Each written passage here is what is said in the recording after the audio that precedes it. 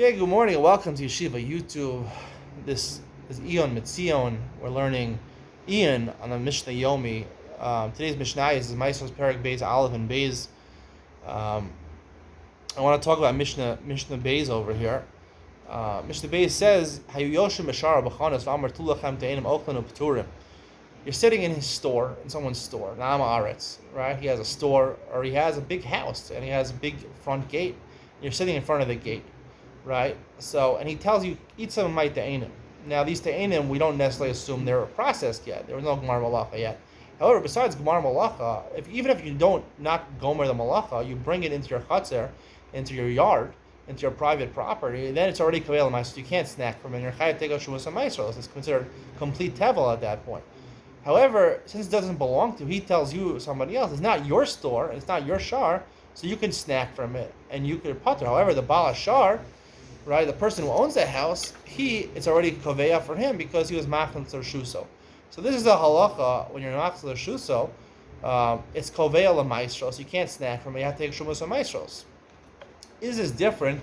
We learned in the first paragraph that if you're nigmar malachta, right, meruach hakri, let's say you smooth it out into a pile of wheat, you smoothed it out, so therefore you finish processing it to a certain extent. So therefore you can't snack from it, and you have to take shumas maasros. Is there a fundamental difference between the two?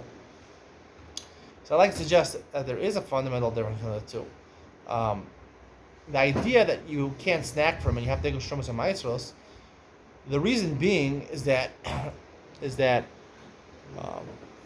when you take it into your Rishos, right? So the Torah is basically saying, you don't have bailos. Hashem is telling you don't have ownership over this, right? You think you brought it into your house.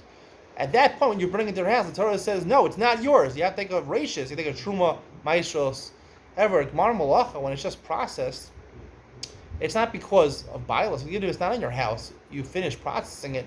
There's a little difference there. The reason you have to take a truma or maasros, you can't snack from it over there, I believe, is because once it's finished processing, so therefore it's now roy for a matana. Now it's roy to give as a matana to the Kohen. So if you would eat from that, you'd snack from that, you're disgracing a matana for a Kohen. Now it's fit to be given matana to the Kohen. So there's two problems. There's two types of chiyuvim in Shumas HaMaasros, but chayav it finally in Shumas HaMaasros, fully in Shumas HaMaasros. Can't even snack from it. Is it because it's roy to give it as a Kohen?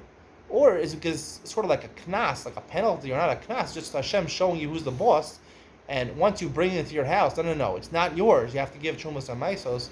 We'll see going further in the Masechta, these two differences, that both of these reasons apply. That the reason you have to take up Shumas HaMaasros, you can't snack from them, is one, because it's fit to get to a Kohen right now, and you have to go through it, give it to a Kohen, and if you don't, you're disgracing the matana of the Kohen. And secondly, when you bring it to your house, it's to show that you're not the ownership over your grain. Hashem is the owner of your grain, and He's going to tell you who to give it to.